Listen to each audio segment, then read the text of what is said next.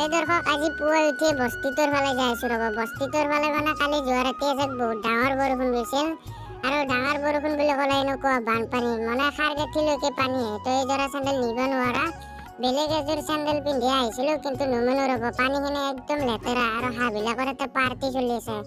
আৰু মই ভাত খাই লওঁ ৰ'ব। ভাত খাই মানে আজি যাম তেল পেৰিবলৈ। তো ভাত চাটমান খাই লওঁ আৰু এটা সদায়ৰ কাম মানে দেউতাক সদায় চাৰ্জাৰ পাত দিব পাৰে।